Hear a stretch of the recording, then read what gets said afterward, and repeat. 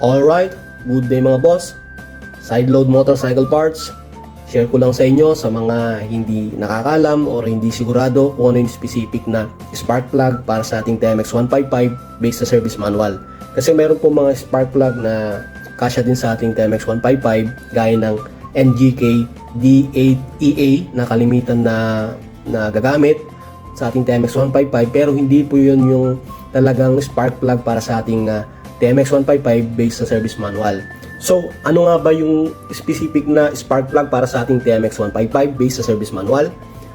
Ito po ay dalawang klase, NGK at Denso. So, meron po tayo dito, Denso na galing sa Honda, na nakapackaging din ng Honda, pero Denso po yung spark plug. Ang code po ay X24EPU9. At dun sa NGK naman po, wala po tayong on hand available. Ang code po sa NGK ay DP8EA9. So yun po yung specific na spark plug para sa ating TMX 155. Available din sa atin to mga boss sa Shopee at dito sa ating shop, dito sa Paniki Tarlac. Visit lang po kayo sa Sideload Motorcycle Parts mga boss. Salamat, God bless, ride safe always.